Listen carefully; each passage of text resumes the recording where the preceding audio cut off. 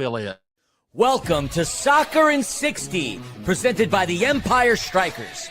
Get ready for your weekly look at all the pro soccer teams in Greater Los Angeles. We've got all the news and analysis you need, from LAFC and the LA Galaxy to the Empire Strykers, Angel City FC, and Orange County Soccer Club.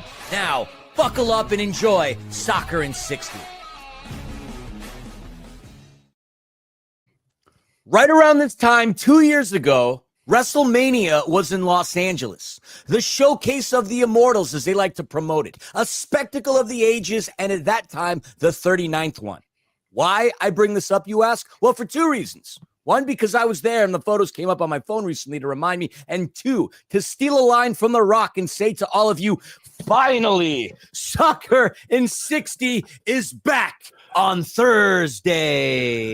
That's right. Your two favorite jabronis are here to invade your auditory canals and cerebellums with local soccer news. My name is Christian Philly 316 Filliman, and joining me, Tim Killer Kolotz. Happy hours in full effect. What's up, my good man?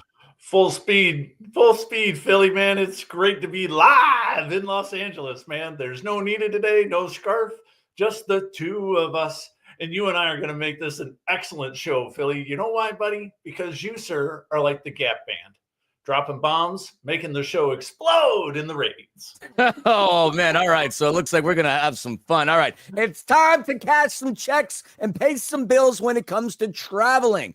Omnitrans. Experience the thrill of game day with Omnitrans in partnership with the Strykers. Be in the heart of the action at Toyota Arena and let us take care of the ride. You're heading to the game? Hop aboard Omnitrans for a seamless journey to Toyota Arena. Simply download the Transit app and catch your bus and enjoy a stress-free trip to cheer on the Strykers. I got to tell you, if you're trying to get to Omnitrans and Toyota Arena this weekend, it ain't going to happen, because playoffs are going on in Oceanside, California at Front Wave. But more on that later. All right. Time to start the LAFC segment of the podcast. LAFC, a couple of games over the last week, one against SDFC, which we will talk about, and most recently last night at BMO Stadium in front of a capacity crowd for leg one of the CONCACAF Champions Cup quarterfinals against Inter Miami, a.k.a. Inter Messi. And we're going to start this podcast off with press conference from Steve Cherundolo. That's right. Soccer in 60 had boots on the ground. So let's go to the presser and hear what Steve Cherundolo had to say about his team's performance last night against Inter Fort Lauderdale.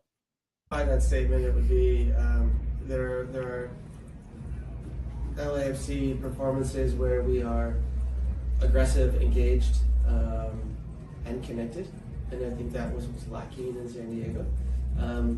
Just shifting side to side, standing in straight lines, and not being aggressive and stepping and making life difficult for your opponent, and then it's not going to work. And so I think tonight you saw the aggressive LAFC on the front foot, and how that works for us offensively is we're already in good spots when we play like that defensively, and then our offensive game sets up really nicely from there forth. I think another room for improvement or area of improvement I will discuss with the team is, once you get up in the score, it's tempting to just finish off with counterattacks, but it's also important to still occupy the opponent with with possession and keeping more possession in their half, and away from home. That's going to be extremely important. And so we had learned a hard lesson in Columbus. Fortunately, we didn't get knocked out in the last round, and we'll look to improve on that and learn from those mistakes, and apply those next Wednesday. Hi, Coach. Congratulations on the win. Nathan Ordaz, you give him the start tonight. What was the decision-making behind that? And then, obviously, the goal. What did you see from him that you liked? Yeah, we knew Nate would run for us, and with and without the ball, he worked extremely hard, understood what areas to press, what areas to occupy defensively, and his ability to run in behind comes natural to him. We knew that would also be a threat and a lot to handle from the center backs, and Nate did exactly that, and came up with a good finish tonight. He was close against San Diego when he came on. He came in well, hit the post, I think, in the last couple of minutes, so I was happy for Nate that this one went in. To follow up on Andy's point, it felt like Messi, his best chances were from free kicks tonight. What did you see from your team that you liked we were active. I think he always had a black jersey in front of him, and that's the point. You can't defend him, nor can you always shut down Jordi Alba, Busquets, or Suarez.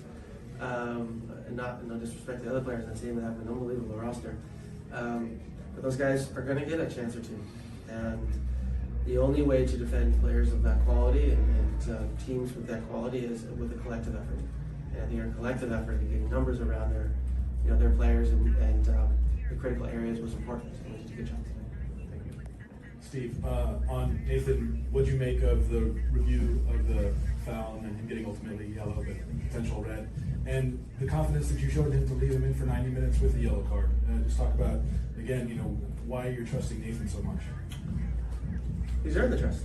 Trust is something you don't just give, you earn it, and Nate has earned that trust. He shows us in training. He's come on really well this season, worked hard in the off season, and he has taken his chance, and he's earned the right to play. Yeah, the scene, I was able to see it a little bit in the corner of my eye with the VAR screen. There's contact. There's contact prior to that from the opposing player. I applaud the decision not to send guys off the field, and I would say the same thing if it was the reverse. If it was a Miami player who was in question. I think those type of plays where it's not very clear and it's not a clear attempt to injure an opponent, I think we need to keep the players on the field as much as we can.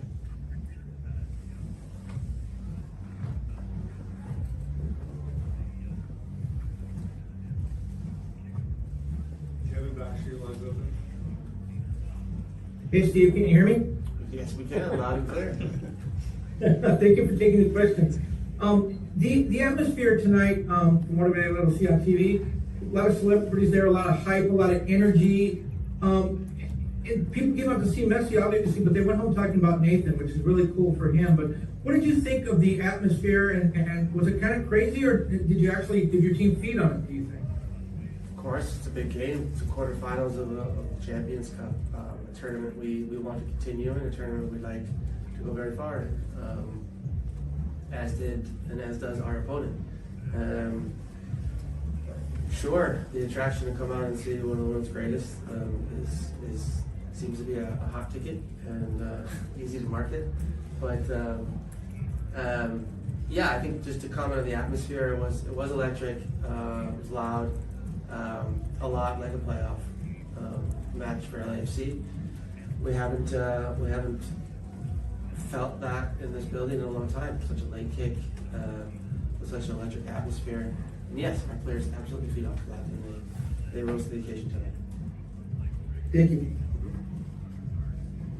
Andrew Jones, your line should be open.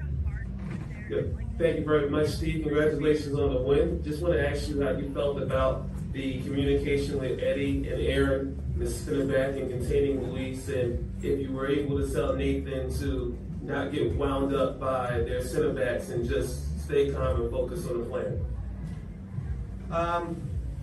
Yeah, both center backs were great. Eddie stepping into the pocket at times when their players are kind of in between our lines. He did a great job in his decision making and playing aggressive, while at the same time protecting the space behind. Aaron, much of the same. And both tried to play out of the back as well, and we were able to play out of some pressure moments, which again, I'll repeat myself, is going to be very important next week in Miami. And Nate is naturally a calm guy, doesn't get roused up too much, so I think staying calm is his default, which is great. But certainly, it's not the first time that Nate has had to deal with adversity on the field, and yeah, he did boil over, and it takes a lot to get Nate in that spot. But yeah, we're proud of him tonight, and it's certainly a performance he should be happy with and can build on. All right. Thank you, Steve. Okay, thank you. Thank you, Steve. All right, that was a recording from last night's presser post-game with Steve Cherundolo. And if you heard a buzz, You weren't wrong. Your ears didn't deceive you. It was a festive atmosphere at BMO after the win anyway. And we got to shout out pop artist Megan Trainor, as that clip was all about that bass, No treble. And you can thank me later for getting that song stuck in your head. All right. We can't get to the pot of gold at the end of the rainbow without discussing the rain first. So before we address the Miami game, let's talk about San Diego FC first, Tim. LAFC coming into the match, going down to Snapdragon Stadium, undefeated against expansion teams. And it was not a very good game for the black and gold in the first 40 minutes, was it, brother? No, they just didn't look very good. They just didn't play very good. And again, we've talked about this last week. We thought San Diego wasn't going to be a very good team coming into this. And I do believe that the shock of the MLS this season, as they are way up higher in the standings than anybody would have dreamed. And they just played way better than LAFC coming out of the box, Philly. Due to FCC regulations, I can't tell you what I really think LAFC played like, but you can kind of read in between the lines right there. After the 40th minute, LAFC finally got their rears in gear and started to contribute offensively. You had newcomers, Artem Smolyakov and Chensig Under, who found the back of the net for the black and gold. But it seemed as if after they lost Igor Jesus in the 53rd minute due to a red card, undermanned, LAFC actually picked up the pace and made the game really interesting. Unfortunately, it didn't happen in a positive way, not a positive result, and SDFC ended up with the win. But you got to credit LAFC's come-from-behind performance. A lot of teams would have went and turned on the bus, got the engine warm before running to it. LAFC fought back, so that was a valiant effort. But this isn't a team that can't perform in a situation when they are behind as drastically as they are against a team like San Diego FC. And to your point, no pundit in this league, nobody, not even any fans from the podcasters to the graphic creators, would have ever anticipated that San Diego would have played as well as they have to start the season. But look, it's a long run. St. Louis did this when they started and kind of lamed out towards the end. So they're in the mix of things, 3-1-2. So congrats to the new kids on the block. We'll get them next time. Now that we've addressed the rain, let's talk about the sunshine. LAFC welcoming in Inter Miami for the second time in the Messi era, fourth time in club history. And that was a game that was pretty competitive, back and forth. LAFC ends up winning as a result of a goal right around the hour mark, courtesy of guest of the pod and friend of the show, Nathan Ordaz. That's all LAFC needed. And LAFC beats Inter Miami, a very competitive back and forth game. Really, really entertaining match. Yeah, I was watching this game last night on TV. I know that you were in the stands watching and up in the press box watching this game. And on TV, you could tell the fight in everybody. Miami came out and played really well. Suarez was playing great.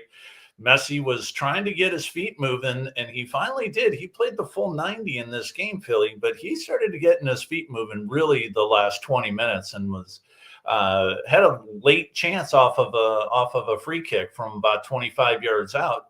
And fortunately for the LAFC fans, he field goals the thing and puts it about 3 or 4 foot over the crossbar. So at the end, it was a good victory by LAFC, Philly. A very good victory indeed. And there isn't too much time to really anticipate it because both teams are going to compete against one another in Fort Lauderdale in about a week or so's time. So that's going to be an entertaining match. Winning on the road in any sport is very difficult, so it should be a good one. Can the black and gold knock Miami off? That would be incredible considering the way the season has been. This is the first blemish on Inter Miami's record in 2025. So congratulations to Nathan Ordaz. Congratulations to LAFC. Let's take a look at their next opponent. They're going to be playing at Houston at Shell Energy Stadium on Saturday, April the 5th at 5:30 Pacific Standard Time. And this rendition of the Houston team is not a very good one. No wins, 2 draws, 4 losses. This is a team that doesn't score many goals, Tim. Only 4 goals over the course of the regular season.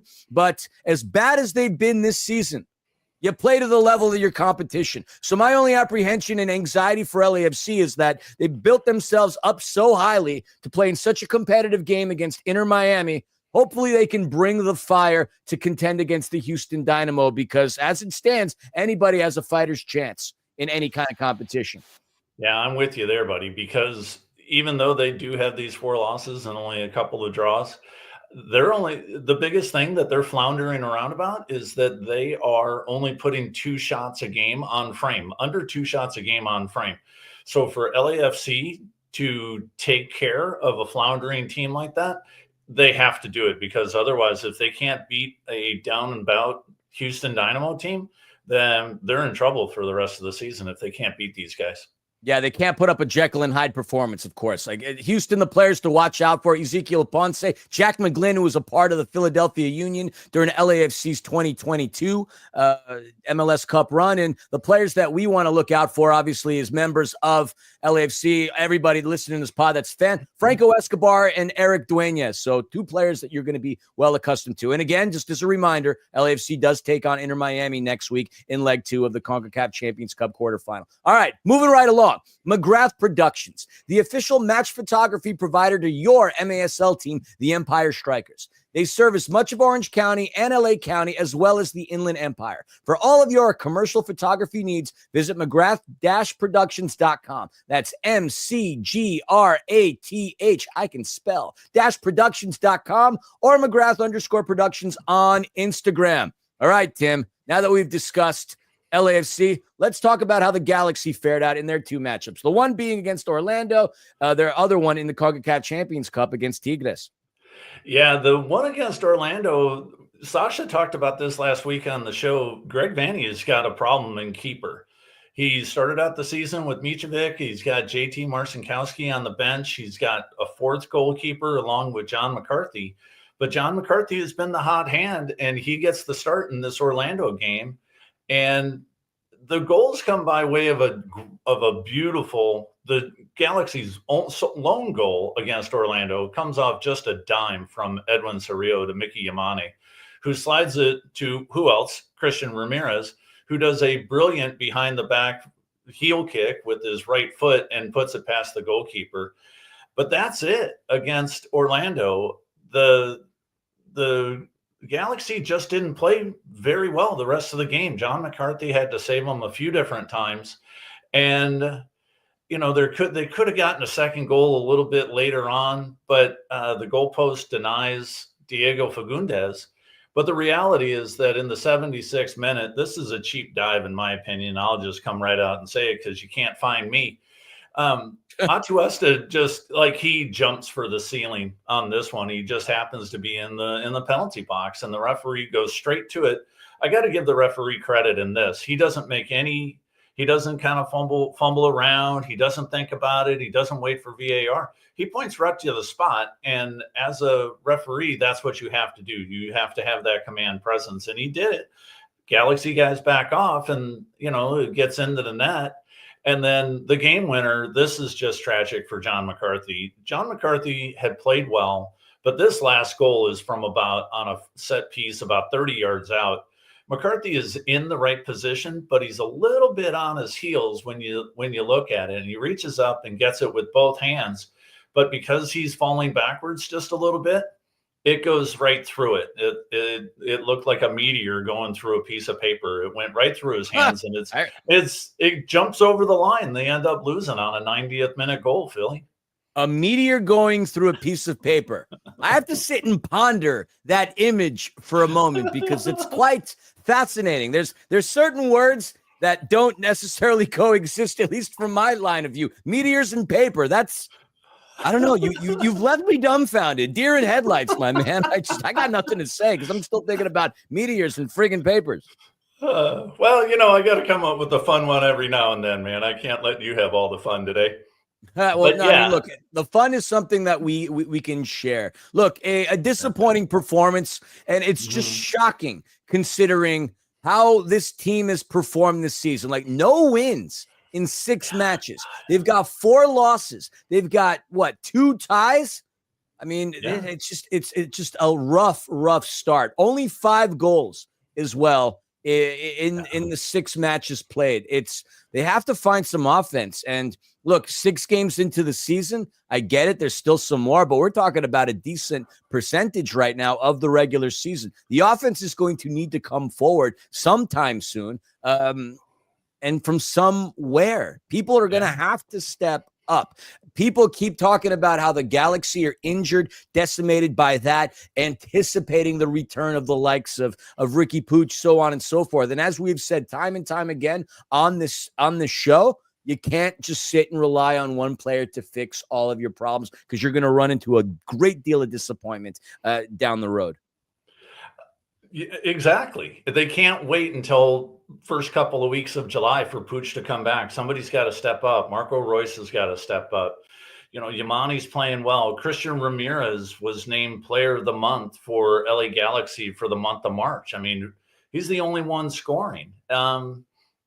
It's going to be very, very difficult. Now, when we move on to the Tigres game, there is a little bit of, again, encouragement has been the word I've been using the past few weeks, is that Joseph Paintsil came into this game. He got the start after seeing a little bit of time in the Orlando game, and he played the entire first half and looked very, very strong, Philly. So at least there's somebody else on the forward line instead of just Gabriel Peck, who has been trying to shoulder the load of creativity, running up the wings, but he can't do it by himself. You know, I really like Zonka, but you've got other people inside the organization and even some of the fans that aren't totally sold on him yet.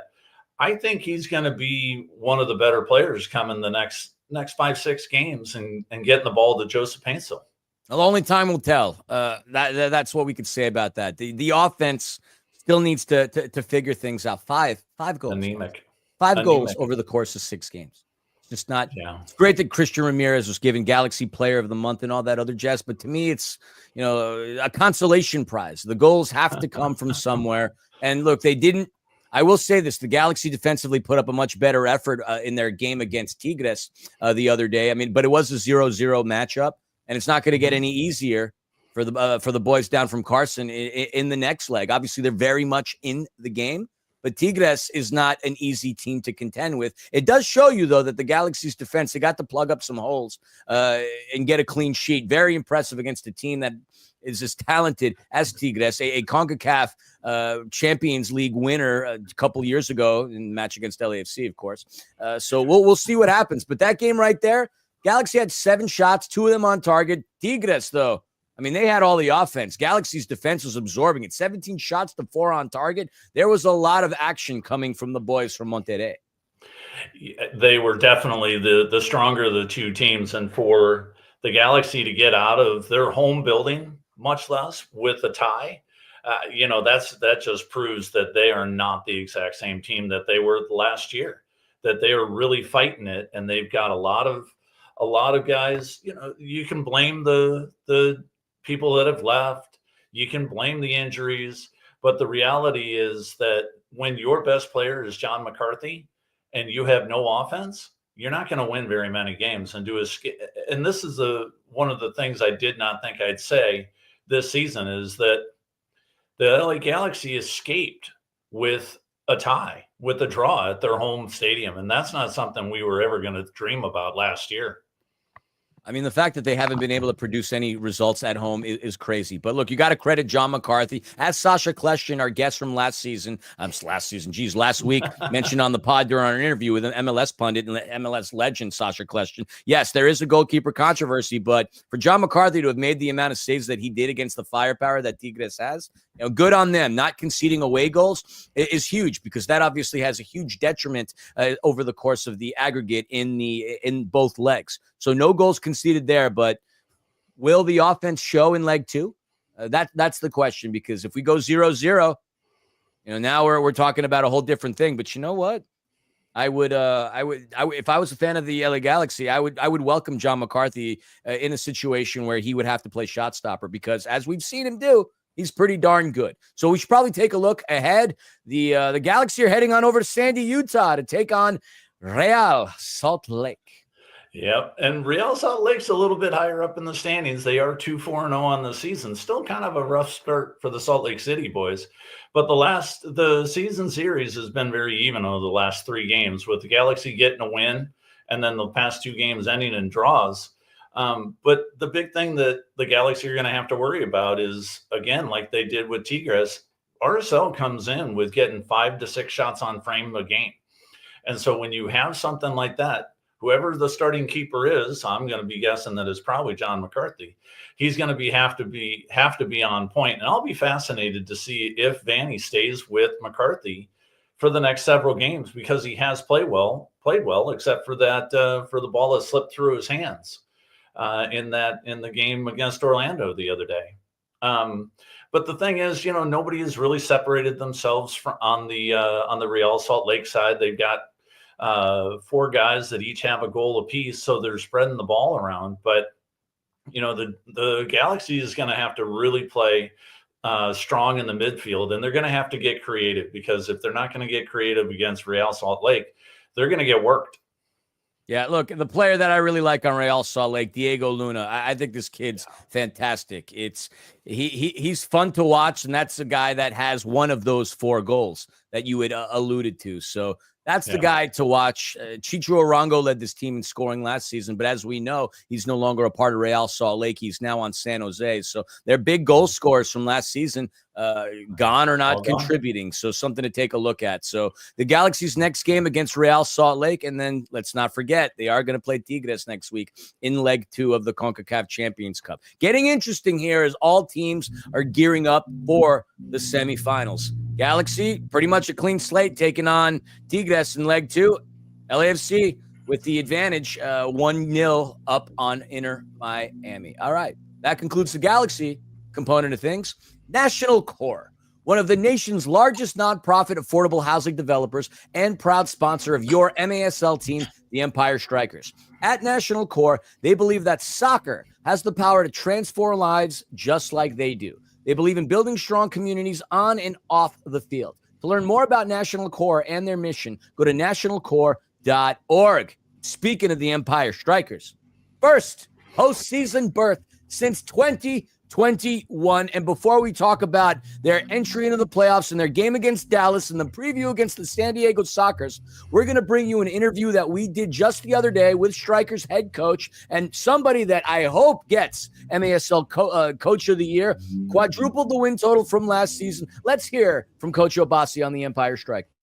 Our guest is the man who has returned the Empire Strykers to their first Major Arena Soccer League playoff after 3 straight absences, with his side recently clinching by way of a big win at Dallas. Not only has he done so as a first-year head coach in the MASL, he's done it in a way that has earned him the reputation of being a trailblazer for his innovative tactics. He's an Englishman who has proven he can coach a team to glory, with his Newtown Pride FC claiming the $1 million at the 2023 TST. Now, he hopes to win an MASL trophy with the Strykers, but he'll first have to get past the Empire's arch rival, San Diego. We're so thrilled to have with us Empire Strykers head coach Onua Obasi. Coach, welcome and congratulations on making the postseason. Thanks a lot, mate. I appreciate that was a cool intro too. Nice one. Yeah, I write them all myself. What can I say? I like to charm people, and I also have to give a shout out to this guy named Gunner. Every once in a while, he deserves a nod.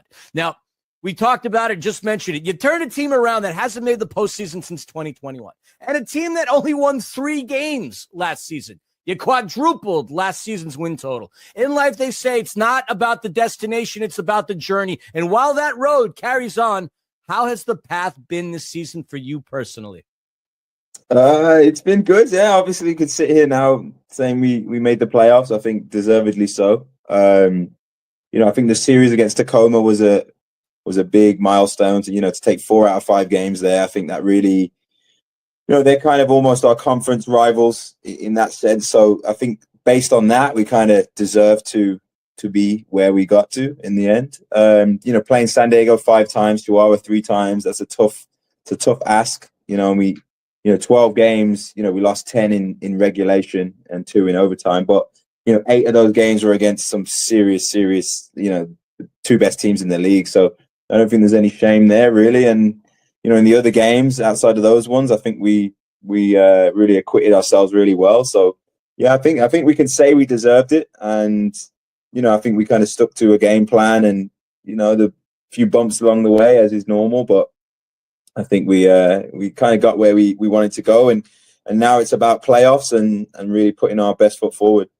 And speaking of playoffs, that is a new territory for the Empire Strykers, because as this rebrand, there has been no postseason. As stated, first playoff since 2021, where the then Fury lost to the same team and for the most part the same personnel that you will be competing against on Friday in the first round, the San Diego Sockers. This season, y'all, like you said, have been extremely competitive with them all season long. We'll get into the game in a second, but I have to ask, how does one prepare for a team that has the tenure, the chemistry, and the mentality that the Sockers do? Yeah, they obviously a team we played 5 times. They they probably have the most all-stars on one roster. Maybe Chihuahua could rival them if the voting was a little more how I would see it. But they got those same players, as you mentioned, those same players are still playing for the most part. Serda, Leo, Charlie, these guys have added Costa, Morales, Mendez. They've got such a deep squad. Even Drew Ruggles is a serious player. So I think obviously that's the challenge, because you give them an inch and they will punish you because they have such good quality players and such quality finishers that you give them a half chance and they make it into a high percentage chance. So I think obviously this season we've been able to limit them and we've kept the games really close, which I think is a testament to kind of our group, because every game has been tight and a couple of games I think we could have took, if I'm being honest. But yeah, how do you prepare? I think, I think if anything, one of our strengths is preparing really, really well for teams and understanding what they want to do, how we can stop that. And then obviously forcing our style on them and making them play our game is going to be the key. You mentioned a couple of players, and you being a former player yourself, who on this team was among the toughest to defend for you? It's a good question, man. I don't know. I only really I've played 2 games against Sockers in my career. The first one was way back. I don't think any of the same players are. That was like 2015, 2016, way back then. And then I played them in the season that I played for Ontario Fury. And to be fair, we dominated that game and probably could have won it. And we ended up losing, which seems to be the tail against San Diego, which we have to reverse. But, Leo, he's a top player. Big, strong, so confident, finds a pass. Serda, unbelievable defender, can just do a bit of everything, even 1v1 threat. So, these are players that have been with the organization for a long time and really stand out, to me when I watch the game of just being a cut above the average, the average top player. So, that's without mentioning Costa and Morales and Mendez, guys who I've coached before at TST. So I know their quality, up close, seeing them train every day for weeks. And they've shown it this season. Unfortunately, they've shown it against us probably more than any other team. So, yeah, we know what to expect and we know how high the level is. And, we just, as we say, we got to prepare the best we can. Speaking of players and unbelievable personnel, you've had so many players this year on the Empire Strykers that have had career years. Justin Stinson, offensively in all categories. Berto, I think the most assists in a season that he's had in his MASL career. Then players like Randy Martinez, Abdul Mansour, just to name a few. Like, how satisfying is it to see not 1 or 2, but several players on your roster have a breakout season under your new system? Yeah, it's definitely something I'm proud of, to say, especially if you look at our roster. We have a big roster, something Jeff Borum, the managing partner here, he was kind of his idea. I stepped into the team and it had all these players. And I think having such depth allowed me to use that depth. And it's something I was really made a point to say, every player, if you're going to be on the roster, you have to contribute. And, so players were getting their goals and, someone like Randy, Antonio, these players who are first, second year guys getting their shots off and getting minutes to play. And, you've just seen how well they grow. And on the flip side, you have, your superstars, you have Marco, Justin, George De Leon, Berto, these are our all-stars. And I think any good coach or any good system kind of caters to your best players. And I think, the stats show one element of that, but if you see a game of ours, Justin's getting on the ball a load, Marco's on the ball lots, Berto's on the ball so much, George, these players, I think it's so important they feel free to do what they're best at. And, I think the system, with a few growing pains along the way, but it kind of brings that out of them because they get a lot of shooting opportunities and that's what they're best at. All of them are Seth Berto's more of a passer, but the other three are serious shooters. And yeah, we've seen a lot of shots. Most games we outshoot teams, and obviously a good goal tallies. So yeah, it's definitely something I'm proud of. Well, you should be proud because in your first season, you've done some amazing stuff, and the team has been really exciting to watch. Coach, repeat guests on Soccer and 60 don't occur that often. That's reserved for true legends, and you, my friend, are just that. Thank you so much. Looking forward to seeing you in Oceanside, and good luck and kick some butt in the postseason. Thanks a lot, mate. Cheers. Cheers. Have a good one. Strikers are in the playoffs. Strikers are in the playoffs. Yeah, so let's talk about how that happened real quick. Comes down to the last game of the season, going down to Allen, Texas to take on the legendary Dallas Sidekicks team. A club that, well, they've seen rosier pastures in the past. It's been a really challenging season for them, and the last couple of years has been really challenging. But they put up a really good fight. The Empire did strike first within the first quarter. Then the equalizer came by way of former member of the Strikers / Fury, Nestor Hernandez. Then all of a sudden, the Strikers just unloaded. Hat trick from Justin Stinson, 3 straight games with a hat trick to go along with 2 assists, 5 points. George De Leon, he too had a hat trick and 2 assists, 5 points. Arguably his best game of this season. And then Leo Espinosa, a goal, 2 assists. At the end of the regulation, 11-6 for the Empire Strykers. They absolutely peppered Dallas. 40 shots to their 22, and as a result of that, they are now in the postseason to take on the San Diego Sockers, a team that they've only beaten 9 times over the course of 50, 60 matches. It's going to take place at Front Wave on tomorrow, on Friday. And that game will be broadcasted on CBS Sports Golazo Network. Craig Elston and legendary soccer player of the San Diego, Brian Farber, are going to be on that call. Should be a good one. The Strikers have played the Sockers so close every single game this season. And it's been some time since the Empire pulled one over their foes from down south. In fact, it was March of 2023, the last time the Empire beat San Diego. And the football gods can't continue to punish the boys from the Inland Empire, can they, Tim? Surely there's got to be a win in the horizon somewhere. There has to be, Philly. And if it's any team, it's got to be this team. You mentioned it, Leo and Justin and Marco and Berto. These guys are playing at the peak of their abilities. They are playing at the peak of the season. They are playing really, really, really well. And you mentioned it. Stinson's got hat tricks in the last 3 games. They're putting 40 shots, launching 40 shots at the Dallas goalkeeper this past weekend. In the past 2 games against the Sockers, they played them amazingly well, leading in both of those games, and especially in Si60's last game. They're down 5 goals, and they storm back, and they ended up taking the lead in that game. I think the football gods have been waiting for the Empire Strikers to have this good of a team, and they're going to come down and they're going to give an electric shock to the San Diego Sockers, and they're going to shock the world. I think they're doing it. I'm loving the confidence, folks. The Strikers did rope off a section for supporters at Front Wave, section 116. I think last I checked, there were only 100 tickets available there. So make sure to head on over to MASL, for that.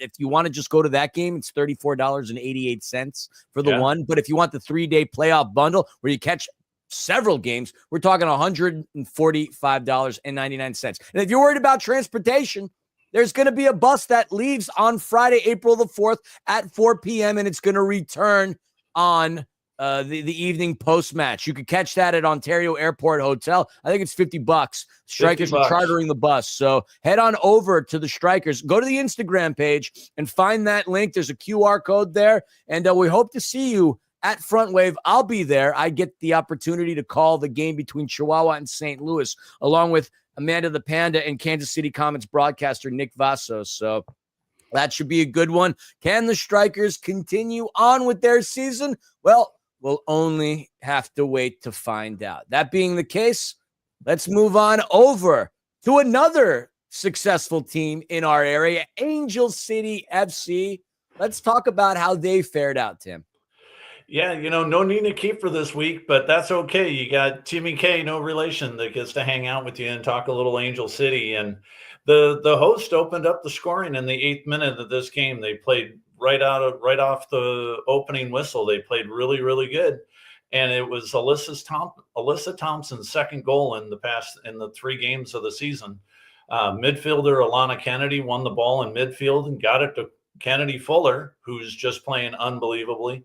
Quickly looked upfield and sent a pinpoint ball through the box to Thompson.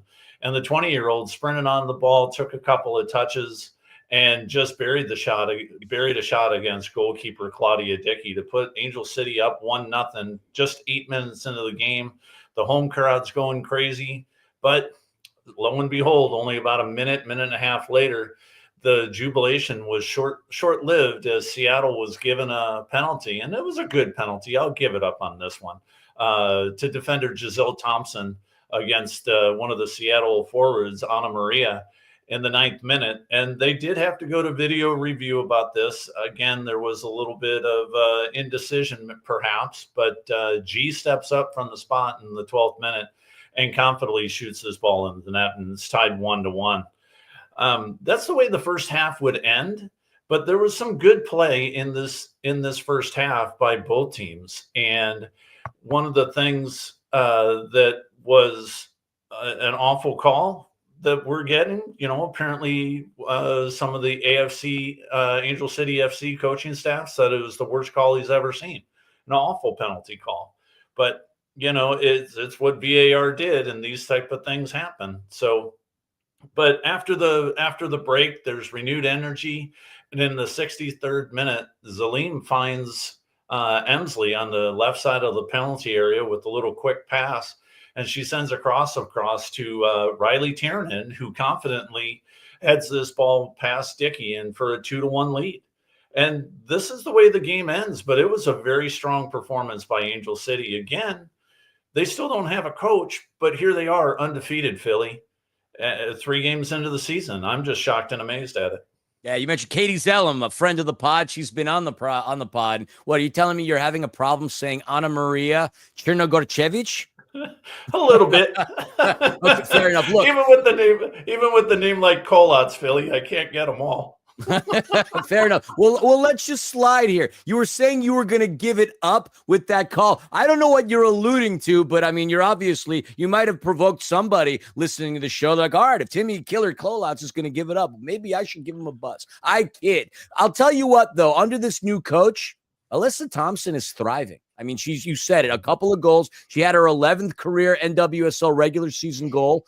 In the 8th minute of the match. She's now tied for second all-time in club history. That's kind of wild, all things considered. Midfielder Kennedy Fuller earned her second career NWSL career assist. Riley Tiernan scored. I mean, there's a lot of really cool things going on in Angel City FC, and I know that we've been chatting nonstop about this. Where's the coach? Where's the coach? Where are you going to sign a coach? Sign a damn coach already. But you know what? Maybe they don't need to. Maybe the management and the technical staff and the GMs have been all playing us for fools, because look at what they're doing. The last couple of games, they've been okay. I mean, obviously, there's no groundbreaking destruction of results of opponents, but they're very competitive. And more importantly, the younger players are thriving in the system, not having to rely on veterans. It's the youngins that are taking care of business. And that's exactly what you want to see, as they are the future of this franchise. Yeah, we talked about it a little bit last week, but again, they're averaging not much more than 20 years old on the starting team. 21 years old. These ladies are out there, and they're kids, they're babies in the grand scheme of life, but they are playing like grown women, going out there and taking care of business this season in the NWSL. And they are grown women. What are you talking about? Well, yeah, maybe they are. Ages ago. Yeah, but it's great to see, because the youth on this team, it is the future. And maybe they don't need a coach. Maybe they come in and they're just, hey, we're a bunch of younger players and we're kicking butt. So why do we need a full-on head coach, as it were, when the coaching staff has got them playing at such a high level? I mean, at this point, yeah, look, what would that do bringing on a new staff? Unless they're going to be a puppet, so to speak, getting the strings pulled on by a higher entity trying to keep things going. A new direction and a new idea is only going to put a crater into what they're starting to build so far. So it seems to work. Obviously, in a business of what have you done for me lately, the results will continue to show what the deal is. But perhaps the interim tag won't be something that's going to be used for much longer, because I would say coming into the season, no sense of hope or optimism because there was no clue as to what was going on. At this point, there is a sense of optimism and excitement. So I'd like to see the current regime progress on, because it's been fun watching Angel City these past few weeks. I 100% say that. Yeah, I look at it, and do you just promote somebody from the current staff instead? And do you bring in somebody, maybe a little different technical director or whatever you want to call them, maybe somebody a little higher up between the coaching staff and between Mark Parsons? Do you bring somebody in that in between just to have a little bit of go between? But we'll see in about another 3-4 games to see if they're playing. And if they're still playing like this, maybe they don't need this official head coach, and we've all looked like fools for the past 5 weeks in just a couple of weeks' time.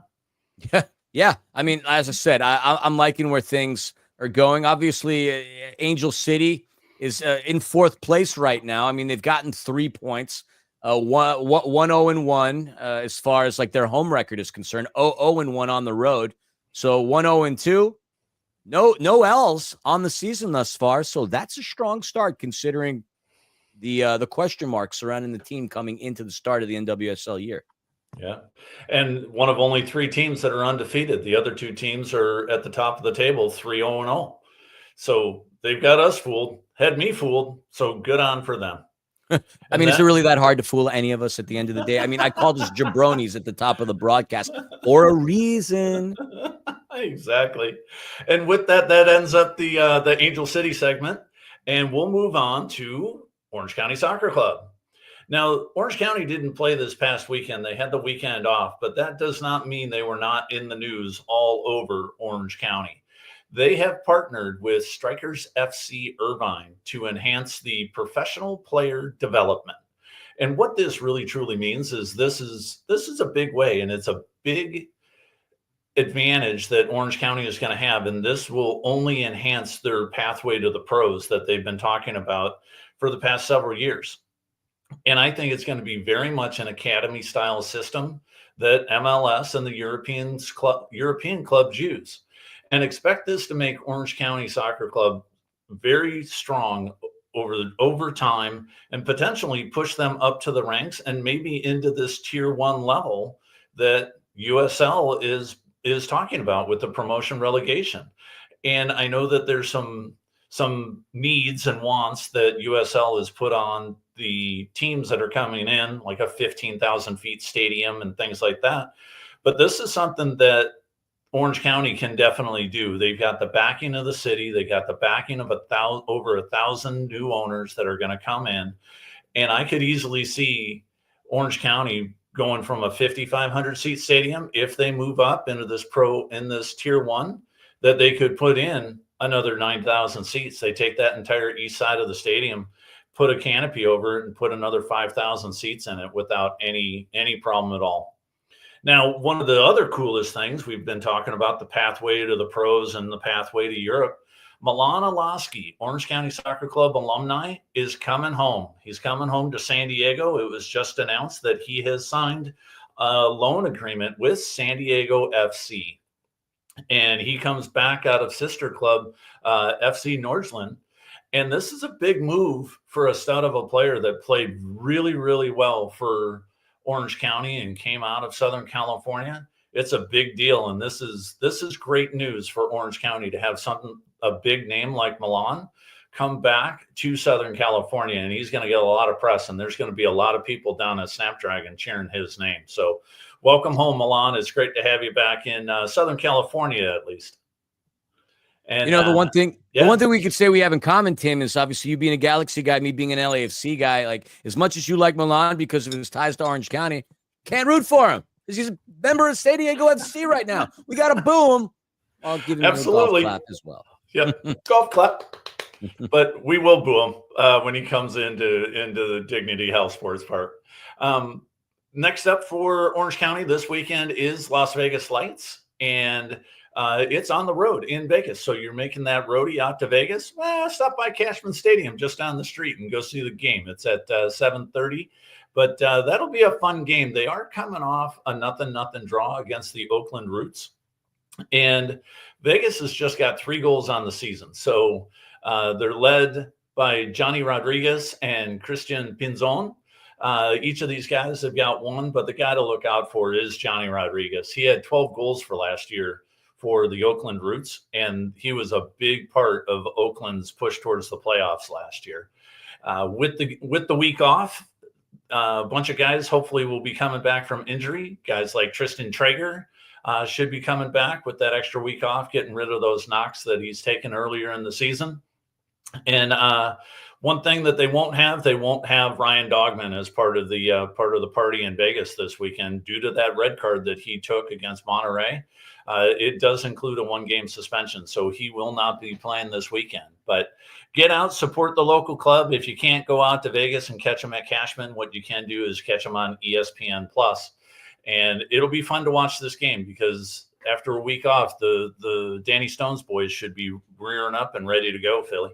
Yeah, it'll be a good one. I've seen a game at Cashman. It was the Las Vegas Lights taking on San Antonio FC a couple of years ago. Obviously, it's a baseball field, but a lot of fun, good atmosphere. I like the jerseys that the Las Vegas Lights have created in the past. I will hand it to the USL teams. If there's anything that they do extremely well is create some fun kits. So it'll be an interesting one. Both teams 1-1-1, but Orange County scoring more goals, but conceding more. Las Vegas Lights not scoring as many, but conceding far less. But it'll be a good one. All right, now it's time to go into the best 11. And for those that are tuning into this show for the first time, the best 11 is basically a compiled list that is put together for performances of all the teams in the greater Los Angeles area due in a certain time frame. In this case, we're talking about games played between March 27th and April the 2nd. So what we're going to do is we're going to read the players on this list, and then we're going to rap about it. So Tim, my man, are you ready? I'm ready, baby. Let's full speed ahead. All right. So in between the sticks, it'll be John McCarthy for his clean sheet performance for the LA Galaxy against Tigres. Your defenders consist of Sarah Gordon for her performance against Seattle. M.A. Vignola, same team performance. Robert Palmer of the Empire Strykers gets the nod for the third defender. In your midfield, and there's a plethora of talent right here. We've got Justin Stinson, who had a hat trick against Dallas over the weekend. George De Leon, a hat trick. Both players with 5 points apiece, 3 goals and 2 assists. We bring up Marky Delgado for his performance for LAFC against San Diego and Inter Miami. I see you shaking your head, Tim. We'll have to address that one. And then friend of the pod, Kennedy Fuller, rounds out the midfield for her performance against Seattle. Your forwards, Riley Tiernan from Angel City, Claire Emsley. God bless Claire Emsley. I root for Scotland thanks to Claire Emsley and Scotch. I like that too. And then Nathan Ordaz for his performance against Inter Miami. Now, let's talk about your shaking of the head, Tim. We talked about Marky Delgado. You immediately shook your head. So, penny for your thoughts, sir. I'm dying to know. Oh, it makes me cry every time I see this. It's my left tear is a tear of cryness, of unhappiness, and my right tear is a tear of joy. It just pains me to see him playing so well for those noisy neighbors up north because he played so great for the Galaxy. And I'd love to see him sustain that success. I love that he is integrated into LAFC so quickly. But like you say, God bless him. God bless Claire Emsley. God bless Marky Delgado. But you need to come back. Does he, though? Does he? I mean, in terms of like the Galaxy going an entire season thus far without a win in the regular season, yes, they could absolutely use him. But as a representative of your a quote unquote noisy neighbors, I think we're going to keep him. I believe you should. And he is going to really, really thrive in that position up at LAFC. I think it's great for him. It's great really for the game, for MLS, to see him going from really truly some of the biggest rivalries in the entire MLS and to go in and be so well received by the LAFC fans immediately. And, a lot of success helps that along, but I think that they really liked him getting there, and hence why they made that trade for him. I mean, if you look at this list, you know what thing that pops into my mind right away, Tim? What, sir? How many representatives on this list were guests on Soccer and 60? John McCarthy, Robert Palmer, Justin Stinson, Kennedy Fuller, Nathan Ordaz. Am I missing anybody? No, I think no, that's it doesn't the whole appear group. to be that way. I mean, that's pretty darn cool. There has to be something positive about guests coming on to Soccer and 60, because shortly after their visit, they start to play some pretty darn good games. And that's the bottom line, because Philly 316 said so. That's right. We there's something in the water here that we give our guest here at Soccer and 60, because like Nathan Ordaz, he came on and he has just played out of his mind. Kind of playing a little hot sauce. He is just incredible when he gets out there. Not barbecue sauce, hot sauce. He's too hot for barbecue sauce there, Philly. I mean, now you're making me hungry. John McCarthy with his clean sheet, great stuff. Robert Palmer over the course of the entire season, a fantastic defender, has had his best season in terms of assists. And Justin Stinson, had it not been for a game for the Chihuahua Savage against the Harrisburg Heat, where Jorge Rios had a couple of goals, Justin Stinson would have finished off the entire year as the MASL Golden Boot winner. So amazing performances by all. Keep your eyes out on Nathan Ordaz, because, well, he said it early in the season that he wanted to be that dude. So he's been that dude, scoring goals and having to get right by Sergio Busquets to score a goal. Unbelievable stuff. All right, folks, that's all the time that we have for the show. Remember, going down the road, you can hear us live on 490 AM, KMET, and 98.1 FM in much of the Inland Empire, on the KMET app, Empire Strykers Instagram and YouTube, and on demand, Empire Strykers YouTube and your major podcast platforms. Search for Soccer in 60, and that's 1490 AM in case I got caught up on my words. And on behalf of myself, Philly 316 Philomen and Tim Killer Colotz, and our producers, Christian and Gunner, we want to say thank you for tuning in to Soccer in 60. Have a good night. Until next week.